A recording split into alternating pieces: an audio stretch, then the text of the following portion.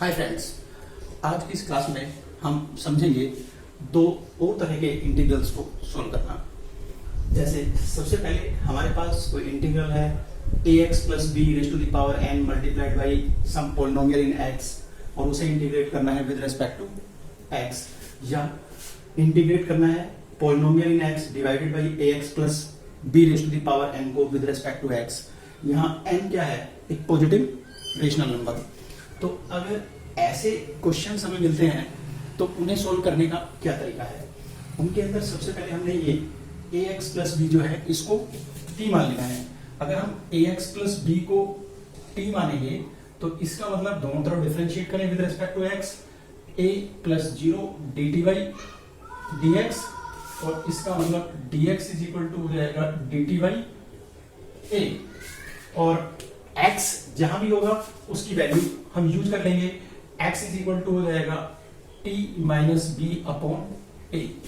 तो x को t minus B upon ए से रिप्लेस कर लेंगे, dx को dt बाई ए से रिप्लेस कर देंगे, और उसके बाद जो इंटीग्रल आएगा वो केवल t की फॉर्म में होगा, उसे इंटीग्रेट कर लेंगे। जैसे अगर हम यहाँ एग्जांपल देखें, हमारे पास पहला example i is equal to integral 2x square plus 3 root x plus 2 है, जिसे इंटीग्रेट करना है विद रिस्पेक्ट टू x। तो यहाँ क्या करते हैं, रूट के अंदर जो ये एक्सप्रेशन है x प्लस 2, इसको मान लो हम t ले लेते हैं, तो let x plus 2 is equal to t। तो ये हमें क्या देगा, x का differentiation 1 plus 0 equal to d t by d x, यानी ये हमें देगा dx is equal to d t. अब ये dx is equal to d t हमें मिल गया, और x प्लस 2 को हमने t से रिप्लेस कर दिया, तो साथ ही हमें x की वैल्यू चाहिए होगी, तो x की वैल्यू हो जाएगी t माइनस 2। तो सो अब हमारा इंटीग्रल i हो जाएगा इंटीग्रल 2 इंटू एक्स स्क्वायर, और x अगर देखें तो t माइनस 2, तो t minus 2 whole square plus 3, और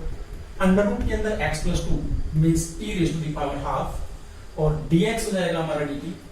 अब t minus 2 whole square open करें तो ये इंटीग्रल हो जाएगा 2 into t minus 2 whole square means t square minus 4t plus 4 plus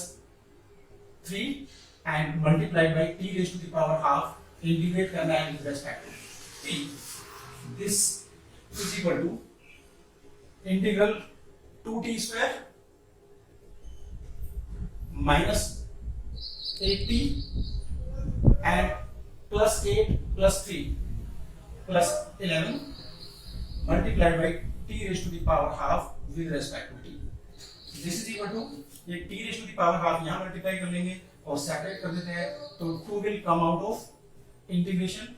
t raised to the power 2 plus half, 2 to the 4 और 1 5 by 2, तो t raised to the power 5 by 2 with respect to t minus 8 outside the integration, integral t multiplied by t raised to the power half means t raised to the power 3 by 2 with respect to t, और 11 outside the integration, और integral t raised to the power half with respect to t। अब this is equal to t की power 5 by 2 का integration करेंगे तो t raised to the power 5 by 2 plus 1 upon 5 by 2 plus 1 minus 8 into t raise to the power 3 by 2 plus 1 upon 3 by 2 plus 1 plus 11 into t raise to the power half plus 1 upon half plus 1 plus constant of integration c। This is equal to, अब यहाँ 5 by 2 plus 1, तो it will become 7 by 2, और 2 ऊपर हो जाएगा तो 4 by 7, और t हमारा क्या था, t था x plus 2 raise to the power 5 by 2 plus 1 यानी 7 by 2 माइनस 8, और यहाँ 3 by 2 प्लस 1 यानी 5 by 2, 2 ऊपर जाएगा तो 16 by 5, और x plus 2 raise to the power 5 by 2 plus यहाँ 1 by 2 प्लस 1 3 by 2, 2 ऊपर जाएगा तो 22 by 3 and t raise to the power 3/2 यानी x plus 2 raise to the power 3/2 plus constant of integration c। तो इस तरह से ये इंटीग्रल सॉल्व हो जाएगा। अब अगर हम बात करें दूसरे क्वेश्चन की, तो इस दूसरे क्वेश्चन में i integral 1 upon x to the power half plus x to the power 1/3 ऐसा कुछ दिया है। तो सबसे पहले इन 1/2 और 1/3 में डिनोमिनेटर्स का एलसीएम देखें, तो डिनोमिनेटर्स का एलसीएम आएगा 6। तो यहाँ x को हमें some variable raise to the power 6 में कन्वर्ट करना पड़ेगा। तो यहाँ हम मान लेते हैं let x is equal to t raise to the power 6। अगर x को t raise to the power 6 मानेंगे तो डिफरेंशिएट करें with respect to x, 1 is equal to 6 t की power 5 into dt by dx, chain rule लगाया, implies dx is equal to 6 t की power 5 dt। अगर dx 6 t की power 5 dt आ गया तो अब ये सब्स्टिट्यूशन यहां हम कर लेते हैं। i हमारा हो जाएगा 1 upon x to the power half. x to the power half means t raise to the power 6 to the power half, तो it means 1 upon t raise to the power 6 into 1/2 plus t raise to the power 6 into 1/3 और हमारा dx 6 t raise to the power 5 dt। This is equal to यहां integral 6 t raise to the power 5 divided by here it will be t cube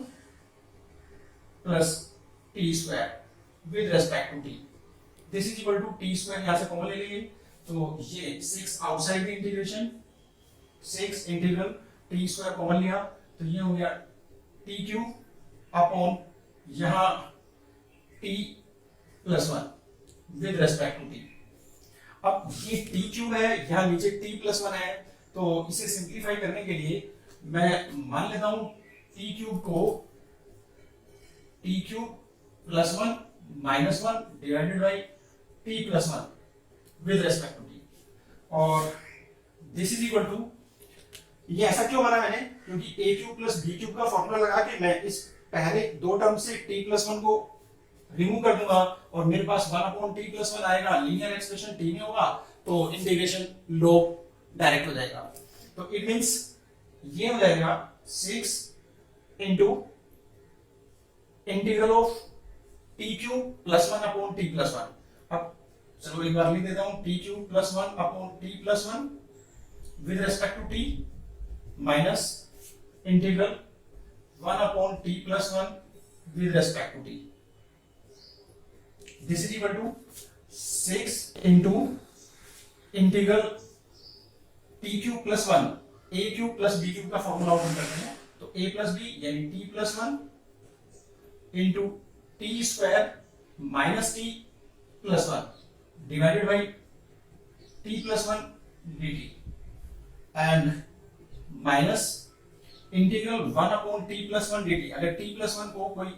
और variable में change करूं, मान लो u ले लेता हूं, तो t प्लस 1 को u लूंगा तो dt इज इक्वल टू हो जाएगा du और 1 अपॉन u का इंटीग्रेशन log u, तो इसका मतलब सीधा लिख देता हूं मैं इसको minus log of t plus 1 at the base e plus constant of integration c1। Now this is equal to, यहां t प्लस 1 खत्म हो जाएगा और हमारे पास बचेगा 6 into integral t square with respect to t minus integral t with respect to t plus integral dt minus, अब हमें वैल्यू डालनी पड़ेगी t की log t plus 1 at the base e में। अगर t की वैल्यू चाहिए तो t will be x raise to the power 1/6, तो इसका मतलब ये हो जाएगा log बेस e मतलब ln और t raise to the power 6 is x, so t will become x raise to the power 1/6 plus 1 और प्लस कांस्टेंट c1। नाउ यहां अगर देखें तो this is equal to 6 into t square का integration t cube by 3 minus t का integration t square by 2 plus integral dt केवल t minus ln x raise to the power 1/6 plus 1 और अब total constant ले लेता हूं c, तो c हो गया कांस्टेंट ऑफ इंटीग्रेशन। इसको लिखा जा सकता है 6 को मल्टीप्लाई कर दूं अंदर तो 3 2 6 2 t cube, t cube means x raise to the power 1/6 का क्यूब, तो 1/6 into 3, तो x raise to the power 1/2 minus t square means x की पावर 1/6 का स्क्वायर, तो x की पावर 1/3, और 2 से इसे मल्टीप्लाई करेंगे तो 6/2 means 3, x raise to the power 1/3 plus 6 1 जा 6, t means x raised to the power 1/6 minus 6 into ln x raised to the power 1/6 plus 1 plus constant of integration c। तो ये हमें देगा integration of 1 upon x to the power half plus x to the power 1/3 with respect to x। अब एक दूसरे तरह के integral पे चलते हैं, और ये दूसरा इंटीग्रेशन क्या है? अगर हमारे पास आता है integral of the form tan raise to the power mx sec raise to the power 2nx dx, यानी sec x की पावर इवन है और यहाँ cot raise to the power mx और cosec x की पावर इवन है, तो उस केस में हम कैसे सोल्व करेंगे इंटीग्रल को? तो इसका मतलब tan या cot की पावर कुछ भी हो सकती है, लेकिन sec या cosec की पावर इवन होनी चाहिए। तब उस केस में हमें क्या करना है? इसमें हमने tan x को या cot x को t मान लेना है, ताकि cosec स्क्वायर x या sec स्क्वायर x dx चला जाए dt में। तो अगर हम यहां इसको सोल्व करने के लिए मान लेते हैं tan x is equal to t, तो इससे हमें पता चलता है tan x का differentiation sec square x is equal to dt by dx, या फिर बोले तो sec square x dx equal to dt। अब ये सब्स्टिट्यूशन यहां करते हैं, तो दिस मींस हमारे पास आता है i is equal to tan x t माना था t raise to the power 5, और sec स्क्वायर x एक चला गया dx के साथ, तो sec square x dx dt हो गया, बट एक sec स्क्वायर x बचा, तो sec स्क्वायर x को लिख देंगे 1 प्लस tan स्क्वायर x, और एक sec square x dx dt में चला गया, तो ये रह जाएगा। अब इस tan x को फिर से t लिख देते हैं, तो ये हो जाएगा t स्क्वायर, और ब्रैकेट ओपन कर देते हैं, तो ये हो जाएगा integral t raise to the power 5 with respect to t plus t raise to the power 5, t raise to the power 2, t raise to the power 7 with respect to t। और अगर इसको इंटीग्रेट करेंगे तो क्या आएगा? t raise to the power 5 plus 1 upon 5 plus 1, t raise to the power 6/6 plus t raise to the power 8/8 plus constant of integration c। What was t? t था tan x, तो tan x डाल दें 1/6 tan की power 6x plus 1/8 tan की power 8x plus c, तो ये इस integral की वैल्यू आ जाएगी। अब इसमें एक दूसरी पॉसिबिलिटी है, यहां sec की पावर इवन थी, लेकिन अगर sec की पावर ओड हो जाए, या फिर ये cot और cosec वाला इंटीग्रल है, इसमें cosec की पावर ओड हो जाए, तब उस केस में क्या करना है? तो उस केस में इन दोनों को tan x और sec x की पावर्स को इवन बनाना है, और इसका मतलब इस इंटीग्रल को लिख लेना है हमने ऐसे, integral tan square x sec square x into tan x sec x dx।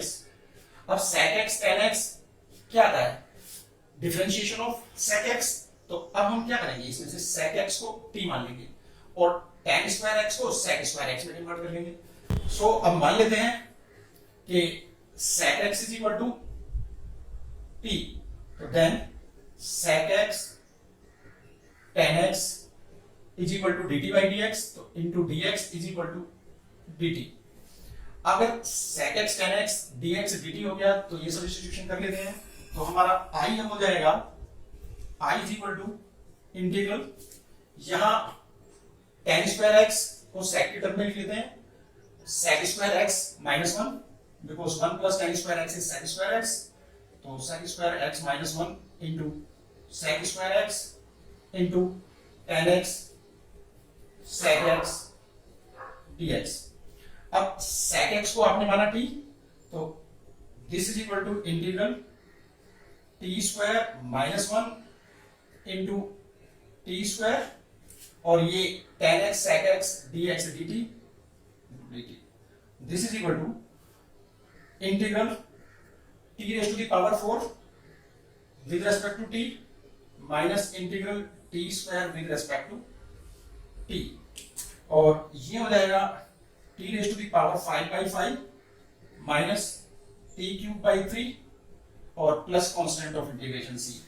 और this is equal to t क्या था sec x, तो 1/5